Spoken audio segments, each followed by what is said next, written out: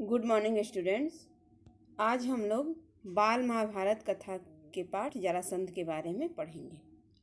इंद्रप्रस्थ में प्रतापी पांडव न्यायपूर्वक प्रजा पालन कर रहे थे। युधिष्ठिर के भाइयों तथा साथियों की इच्छा हुई कि अब राजसूय यज्ञ करके सम्राट पद प्राप्त किया जाए। इस बारे में सलाह करने के लिए युधिष्ठिर क्या करते हैं कि श्री कृष्ण को संदेश भेजते हैं, क्योंकि उनको राजसूय यज्ञ करना था और इसके लिए सलाह लेने के लिए वो श्री कृष्ण को संदेश भेजते हैं। राजसूय यज्ञ, जैसे कि राजसूय यज्ञ ऐसा यज्ञ था जिसको करने के बाद राजा जो हैं वो सम्राट पद की प्राप्ति कर लेते थे। ठीक है, तो ये सम्राट पद की उपाधि लेने की इच्छा युधिष्ठिर के मन में जगी, तो इस बारे में सलाह लेने के लिए उन्होंने श्री कृष्ण के पास संदेश भेजा। श्री कृष्ण को मालूम हुआ कि युधिष्ठिर उनसे मिलना चाहते हैं, तो तत्काल ही वह द्वारका से चल पड़े और इंद्रप्रस्थ पहुंचे। युधिष्ठिर ने श्री कृष्ण से कहा, मित्रों का कहना है कि मैं राजसूय यज्ञ करके सम्राट पद प्राप्त करूं। ठीक है, परंतु राजसूय यज्ञ तो वही कर सकता है जो सारे संसार के नरेशों का पूज्य हो, अर्थात सम्मानीय हो। ठीक है, जिस राजा का सम्मान पूरे संसार के राजा करते हो, वही राजा सिर्फ राजसूय यज्ञ कर सकता था। तो यही बात वो श्री कृष्ण को बताते हैं। आप ही इस विषय में मुझे सही सलाह दे सकते हैं। युधिष्ठिर की बात शांति के साथ सुनकर श्री कृष्ण बोले, मगध देश के राजा जरासंध ने सब राजाओं को जीतकर उन्हें अपने अधीन कर रखा है। सभी उसका लोहा मान चुके हैं और उसके नाम से डरते हैं। यहाँ तक कि शिशुपाल जैसे शक्ति संपन्न राजा भी उसकी अधीनता स्वीकार कर चुके हैं और उसकी छत्र छाया में रहना पसंद करते हैं। अतः जरासंध के रहते हुए और कौन सम्राट पद प्राप्त कर सकता है।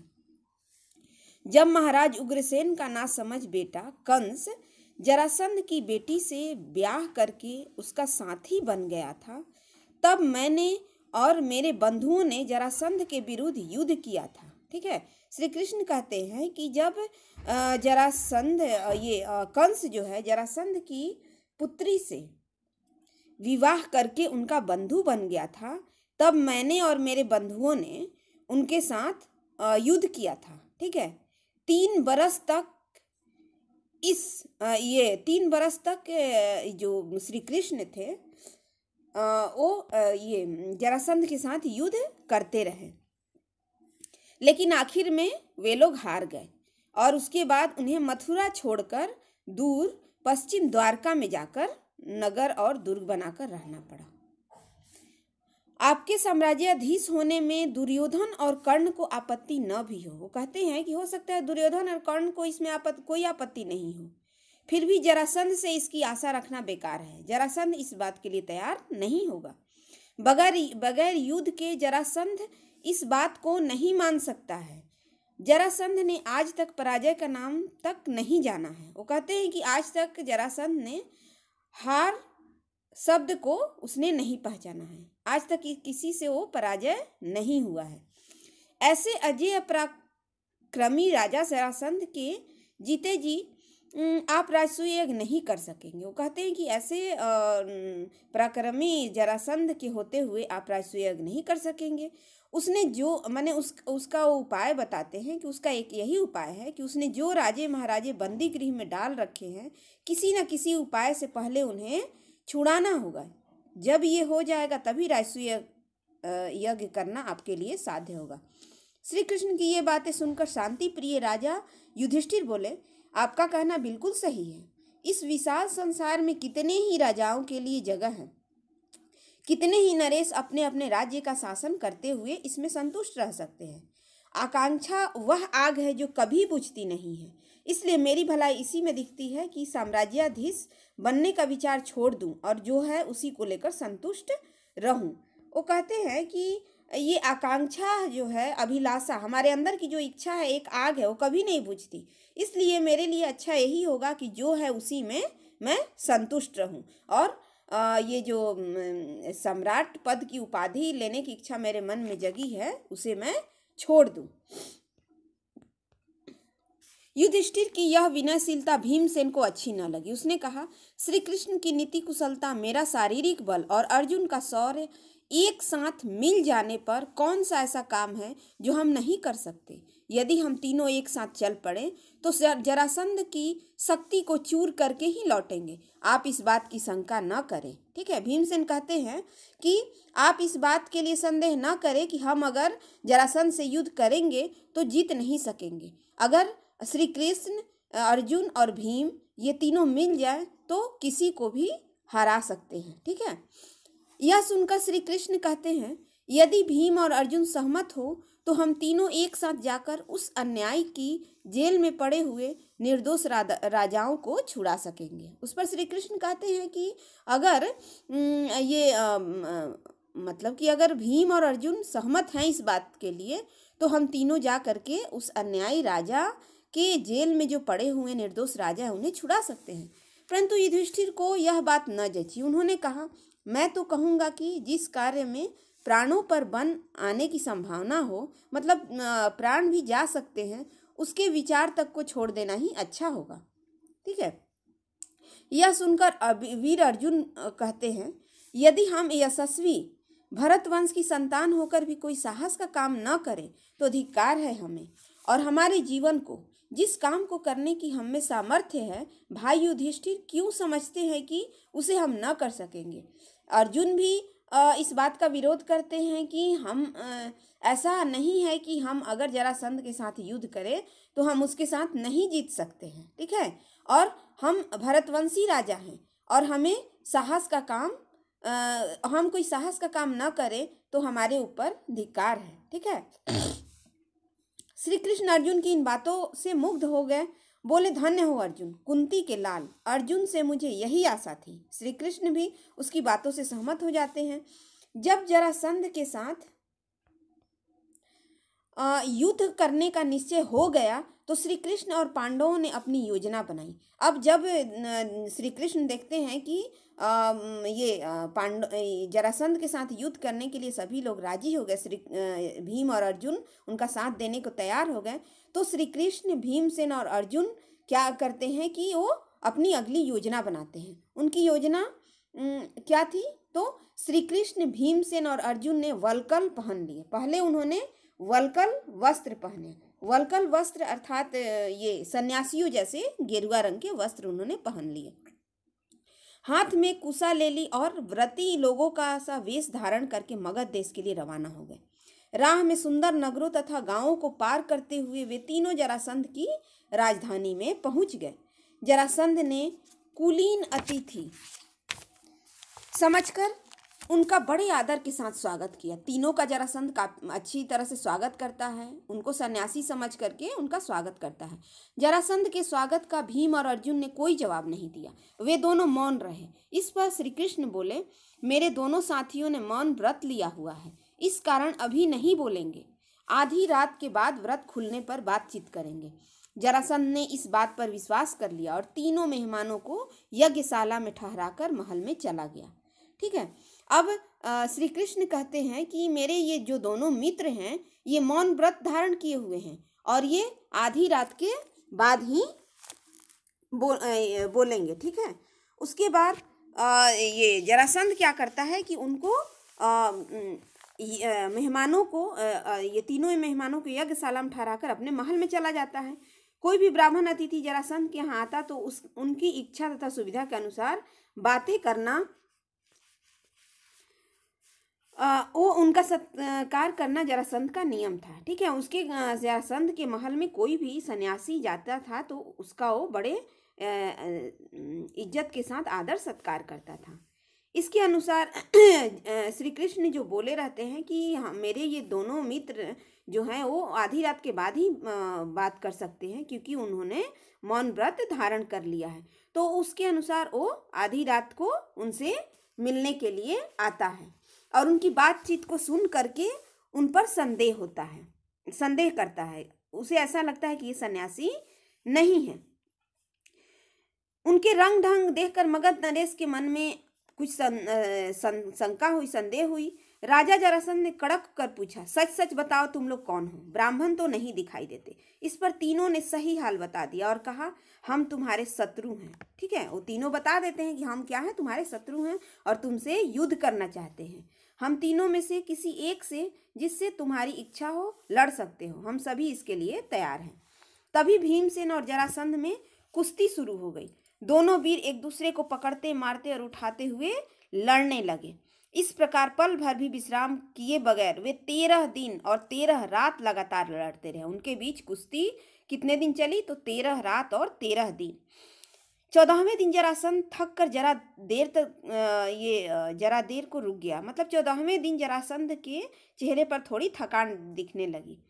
पर ठीक मौका देखकर श्री कृष्ण क्या करते हैं कि भीम को इशारे से समझाते हैं और भीमसेन ने फौरन जरासंध को उठाकर चारों ओर घुमाया और उसे जमीन पर जोर से पटक दिया। इस प्रकार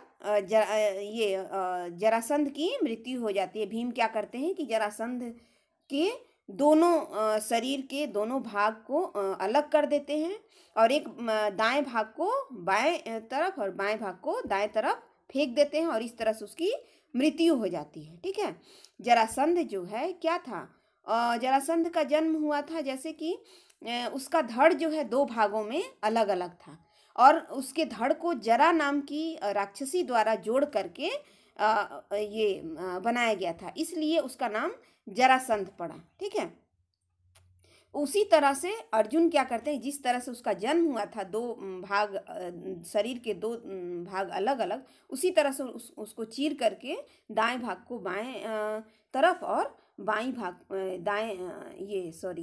दाहिने हिस्से को बाएं तरफ और बाएं हिस्से को दाहिने तरफ फेंक देते हैं और इस तरह से जरासंध की मृत्यु हो जाती है। उसके बाद श्री कृष्ण और दोनों पांडवों ने उन सब राजाओं को छुड़ा लिया जिसको जरासंध ने बंदी गृह में डाल रखा था और जरासंध के पुत्र सहदेव को मगध की राजगद्दी पर बैठाकर इंद्रप्रस्थ लौट आए। इसके बाद पांडवों ने विजय यात्रा की और सारे देश को महाराज युधिष्ठिर की अधीनता में ले आए। जरासंध के वध के बाद पांडवों ने राजसूय यज्ञ किया। ठीक है, वो जरासंध की जब जरासंध का वध हो जाता है तो उसके बाद वापस इंद्रप्रस्थ लौट जाते हैं और राजसूय यज्ञ की तैयारी करने लगते हैं। इसमें समस्त भारत के राजा आए हुए थे। जब अभ्यागत नरेशों का आदर सत्कार करने की बारी आई तो प्रश्न उठा कि अग्र पूजा किसकी हो। सम्राट युधिष्ठिर ने इस बारे में पितामह भीष्म से सलाह ली। वृद्ध भीष्म ने कहा कि द्वारकाधीश श्री कृष्ण की पूजा पहले की जाए। युधिष्ठिर को भी यह बात पसंद आई। उन्होंने सहदेव को आज्ञा दी कि वह श्री कृष्ण का पूजन करे। ठीक है, वो भीष्म पितामह से सलाह लेते हैं कि पहले अग्र पूजा किसकी की जाए, सबसे पहले पूजा किसकी की जाए, इतने सारे जो अतिथि आए हुए हैं। तो भीष्म कहते हैं कि सबसे पहले श्री कृष्ण की पूजा करनी चाहिए। सहदेव ने विधिवत श्री कृष्ण की पूजा की। वासुदेव का इस प्रकार गौरवान्वित होना चेदी नरेश शिशुपाल को अच्छा नहीं लगा। ठीक है, जो सबसे पहले वासुदेव श्री कृष्ण की पूजा की गई सभा में, तो शिशुपाल को ये बात जरा भी अच्छी नहीं लगी। वह एकाएक उठ खड़ा हुआ और उन ठाका मारकर हंस पड़ा। सारी सभा की दृष्टि शिशुपाल की तरफ चली गई तो वह ऊंचे स्वर में व्यंग्य से बोलने लगा। व्यंग्य अर्थात मतलब ताने देना। यह अन्याय की बात है कि एक मामूली से व्यक्ति को इस प्रकार गौरवान्वित किया जाता है। ठीक है, इतने राजा महाराजा बलशाली यहाँ आए हुए हैं और उसमें एक इतने साधारण से व्यक्ति को गौरवान्वित किया जा रहा है, उसकी सबसे पहले अग्र पूजा करके। युधिष्ठिर को यूं आड़े हाथों लेने के बाद शिशुपाल सभा में उपस्थित राजाओं की ओर देखकर बोला, उपस्थित राजागण, जिस दुरात्मा ने कुचक्र रचकर वीर जरासंध को मरवा डाला, उसी की युधिष्ठिर ने अग्र पूजा की। इसके बाद उसे हम धर्मात्मा कैसे कह सकते हैं? उनमें हमारा विश्वास नहीं रहा है। इस तरह शब्द बाणों की बौछार कर मतलब इस तरह से भला बुरा कहने के बाद वो क्या करता है कि शिशुपाल दूसरे कुछ राजाओं को साथ लेकर सभा से निकल गया। राजा धीराज युधिष्ठिर नाराज हुए, राजाओं के पीछे दौड़ गए और अनुनय विनय करके उन्हें समझाने लगे।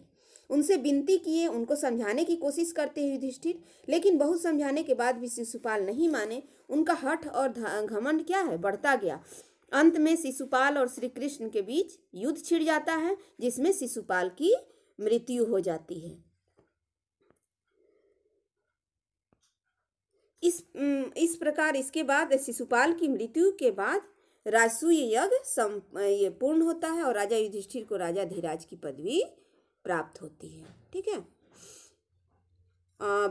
शिशुपाल जो विरोध करता है इस बात का कि क्यों श्री कृष्ण एक जैसे कि इतने बलशाली राजा यहाँ मौजूद हैं और उनके बीच एक साधारण से व्यक्ति की सबसे पहले पूजा की जा रही है, और वो क्या करता है कि विरोध करता है और काफ़ी उसका जो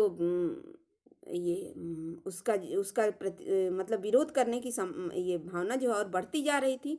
इसी बीच युधिष्ठिर उसको काफ़ी समझाने का प्रयास करते हैं, लेकिन जब वो नहीं मानते हैं तो क्या करते हैं कि ये श्री कृष्ण और शिशुपाल के बीच युद्ध छिड़ जाता है और उस युद्ध में शिशुपाल मारा जाता है। और उसके बाद राजसूय यज्ञ होता है। राजसूय यज्ञ संपूर्ण होने के बाद ये जो युधिष्ठिर हैं उन्हें राजा धीराज की पदवी प्राप्त हो जाती है। ठीक है बच्चों, ये पाठ आपका यहीं समाप्त होता है। इसको आप ध्यानपूर्वक देखिएगा। बच्चों, अभी तक हमने पढ़ा कि युधिष्ठिर जो है राजसूय यज्ञ करने के बाद सम्राट की पदवी को प्राप्त कर लेते हैं। ठीक है। अब हम पढ़ेंगे कि महाभारत में कब शकुनी का प्रवेश होता है। ठीक है। अब इस पाठ में हम लोग शकुनी के बारे में पढ़ेंगे। पाठ का नाम है शकुनी का प्रवेश। एक दिन युधिष्ठिर ने अपने भाइयों से कहा, भाइयों, युद्ध की संभावना ही मिटा देने के उद्देश्य से मैं यह शपथ लेता हूँ कि आज से 13 बरस तक मैं अपने भाइयों या किसी और बंधु को बुरा भला नहीं कहूँगा। ठीक है। युधिष्ठिर कहते हैं कि मैं नहीं चाहता कि हम जो कौरव पांडव अलग अलग अपने राज्य में सुखीपूर्वक रह रहे हैं तो हमारे बीच कोई भी युद्ध हो। इसलिए वो एक शपथ लेते हैं कि मैं अपने भाइयों और बंधुओं को ना ही कुछ भला बुरा कहूँगा, ना ही तो युद्ध की संभावना बनेगी। इसलिए वो शपथ लेते हैं कि 13 वर्ष तक वो अपने किसी भाई या बंधु को बुरा भला नहीं कहेंगे। सदा अपने भाई बंधुओं की इच्छा पर ही चलूँगा। मैं ऐसा कुछ नहीं करूँगा जिससे आपस में मनमुटाव होने का डर हो, क्योंकि मनमुटाव के कारण ही झगड़े होते हैं। इसलिए मन से क्रोध को मैं निकाल दूंगा। दुर्योधन और दूसरे कौरवों की बात कभी न टालूंगा। हमेशा उनकी इच्छा अनुसार ही काम करूंगा। ठीक है। युधिष्ठिर कहते हैं कि मैं हमेशा अपने भाइयों और बंधुओं की इच्छा अनुसार काम करूंगा तो युद्ध की कोई संभावना ही नहीं बनेगी। युधिष्ठिर की बातें उनके भाइयों को भी ठीक लगी। वे भी इसी निश्चय पर पहुंचे कि झगड़े फसाद का हमें कारण नहीं बनना चाहिए। झगड़े फसाद का मतलब वो सभी निश्चय करते हैं कि हमें ऐसा कोई काम नहीं करना चाहिए जिससे कि हमारे बीच, कौरव और पांडवों के बीच किसी प्रकार का युद्ध हो, झगड़ा हो। उधर युधिष्ठिर चिंतित हो रहे थे कि कहीं कोई लड़ाई झगड़ा न हो जाए, और इधर राजसूय यज्ञ का ठाट बाट तथा पांडवों की यश समृद्धि का स्मरण ही दुर्योधन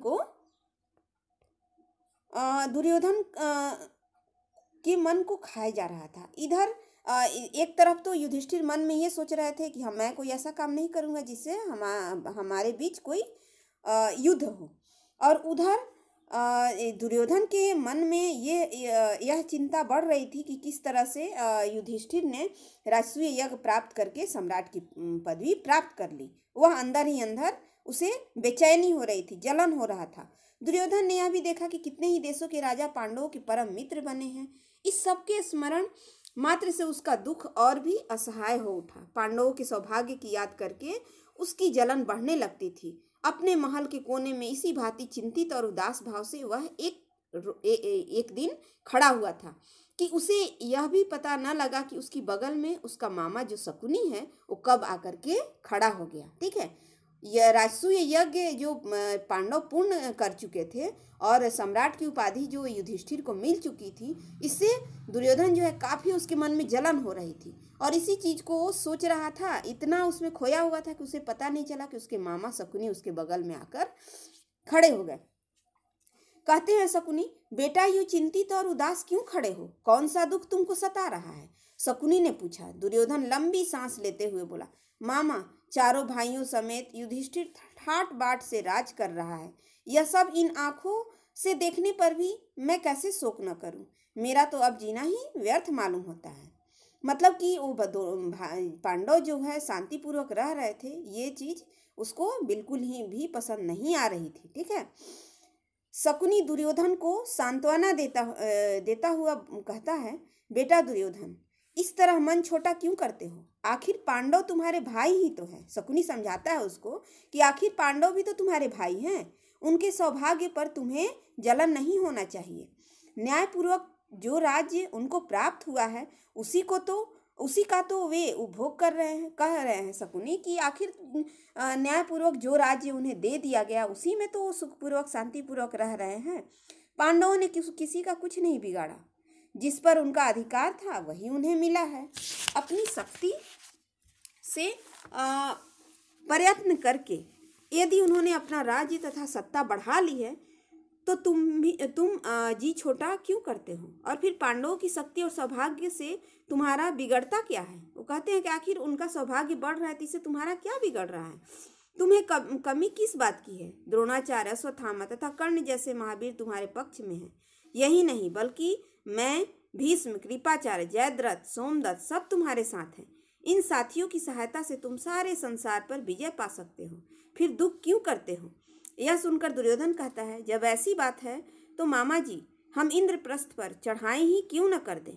शकुनी कहता है, युद्ध की तो बात ही न करो, वह खतरनाक काम है। तुम पांडवों पर विजय पाना चाहते हो तो युद्ध के बजाय चतुराई से काम लो। मैं तुमको ऐसा उपाय बता सकता हूँ जिससे बगैर लड़ाई के ही युधिष्ठिर पर सहज में विजय पाई जा सके। वो कहता है कि मैं तुमको एक ऐसा उपाय बताता हूँ जिससे कि हम युद्ध किए बिना ही युधिष्ठिर का जो राज्य है उस पर विजय प्राप्त कर सकते हैं। अब दुर्योधन की आंखें आशा से चमक उठी। बड़ी उत्सुकता के साथ वो पूछता है, मामा जी आप ऐसा क्या उपाय जानते हैं? उपाय उनसे पूछता है कि ऐसा कौन सा उपाय है? शकुनी कहता है, दुर्योधन युधिष्ठिर को चौसर के खेल का बड़ा शौक है पर उसे खेलना नहीं आता है। हम उसे खेलने के लिए न्योता दें तो युधिष्ठिर अवश्य मान जाएगा।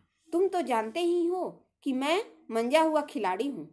तुम्हारी ओर से मैं खेलूंगा और युधिष्ठिर को हराकर उसका सारा राज्य और ऐश्वर्य बिना युद्ध के आसानी से छीनकर तुम्हारे हवाले कर दूंगा। वो कहता है कि मैं तो चौसर खेलने में मंजा हुआ खिलाड़ी हूँ। मैं तुम्हारी तरफ से खेलूंगा तो जीत हमारी ही होगी और इस तरह से उनको हम चौसर के खेल में हरा करके उनका सारा राज्य जो है छीन लेंगे। इसके बाद दुर्योधन और शकुनी धृतराष्ट्र के पास जाते हैं। शकुनी अपनी बात को बताते हैं। कहते हैं, राजन देखिए तो आपका बेटा जो है दुर्योधन शोक और चिंता के कारण पीला सा पड़ गया है। ठीक है। अंधे और बूढ़े धृतराष्ट्र को अपने बेटे पर अपार स्नेह था। वह जो धृतराष्ट्र थे वो क्या थे? अंधे थे, लेकिन वो अपने पुत्र दुर्योधन से अपार स्नेह करते थे। स्नेह मतलब प्रेम करना अथाह। शकुनी की बातों से वह सचमुच बड़े चिंतित हो गए। अपने बेटे को उन्होंने छाती से लगा लिया और बोले, बेटा मुझे तो कुछ समझ में ही नहीं आता कि तुम्हें किस बात का दुख हो सकता है। तुम्हारे पास ऐश्वर्य की कमी नहीं है, सारा संसार तुम्हारी आज्ञा पर चल रहा है, फिर तुम्हें किस बात की चिंता है? शकुनी ने धृतराष्ट्र को सलाह दी कि चौसर के खेल के लिए पांडवों को बुलाया जाए। वो कहता है, शकुनी कहता है कि चौसर के खेल के लिए पांडवों को आप बुलाएं। दोनों के इस प्रकार आग्रह करने पर भी धृतराष्ट्र ने तुरंत हाँ नहीं की। वह बोले, मुझे यह उपाय ठीक नहीं जच रहा है। मैं विदुर से भी तो सलाह कर लूं, वह बड़ा समझदार है। मैं हमेशा से उसका कहा मानता आया हूँ।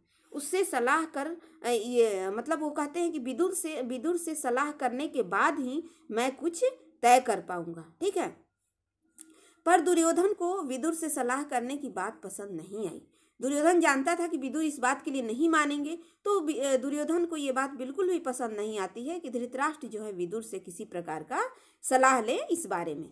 धृतराष्ट्र कहते हैं, जुए का खेल वैर विरोध की जड़ होता है, इसलिए बेटा मेरी तो यह राय है कि तुम्हारा यह विचार ठीक नहीं है, इसे छोड़ दो। दुर्योधन अपने हठ पर दृढ़ रहता हुआ बोला, चौसर का खेल कोई हमने तो इजाद किया नहीं है, मतलब हमने तो कोई इसका आविष्कार नहीं किया है चौसर के खेल का, यह तो हमारे पूर्वज का ही चलाया हुआ है।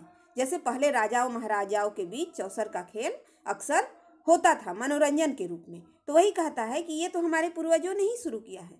दुर्योधन के इस तरह आग्रह करने पर आखिर अंत में धृतराष्ट्र मान जाते हैं। बेटे का आग्रह मानकर धृतराष्ट्र ने चौसर खेलने के लिए अनुमति दे दी। वो उन्हें चौसर खेलने के लिए अनुमति दे देते हैं और सभा मंडप बनाने की भी आज्ञा देते हैं। चौसर खेलने का जो सभा होता है, मंडप होता है, उसको बनाने के लिए वो आज्ञा दे देते हैं। परंतु विदुर से भी उन्होंने इस बारे में धीरे चुपके से सलाह ली। ठीक है, विदुर कहते हैं, राजन, सारे वंश का इससे नाश हो जाएगा। इसके कारण हमारे कुल के लोगों में आपसी मनमुटाव और झगड़े फसाद होंगे।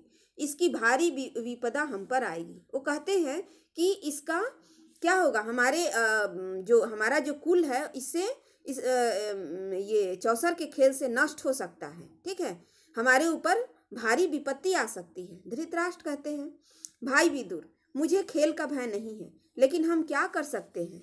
सो तुम ही युधिष्ठिर के पास जाओ और उसे मेरी तरफ से खेल के लिए न्योता देकर बुला लाओ। वो कहते हैं कि आप जाइए, और विदुर को कहते हैं जाने के लिए, किसको, युधिष्ठिर को बुला लाने के लिए। अपने बेटे पर उनका असीम स्नेह उनकी कमजोरी थी, और यही कारण था कि उन्होंने बेटे की बात मान ली। ठीक है, विदुर इस बात को युधिष्ठिर को बताते हैं, इस बात के लिए सचेत करते हैं कि अगर चौसर का खेल कौरवों और पांडवों के बीच हुआ तो इससे हो सकता है कि हमारे कुल का नाश हो जाए। ठीक है, और हमारे कुल के ऊपर भारी विपत्ति आ सकती है, इसलिए ये खेल ना हो तो ज़्यादा अच्छा है। लेकिन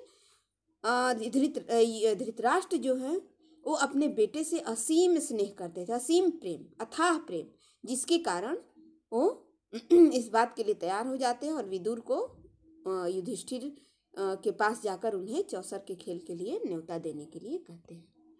ठीक है बच्चों, तो ये पाठ आपका खत्म हुआ। हमारा अगला पाठ है चौसर का खेलो द्रौपदी की व्यथा, जिसको कि हम लोग अगले वीडियो में पढ़ेंगे। ये वीडियो आप ध्यान से देखिएगा और जो भी वर्क आपको दिया गया है उसको कंप्लीट कीजिएगा। Okay, thank you.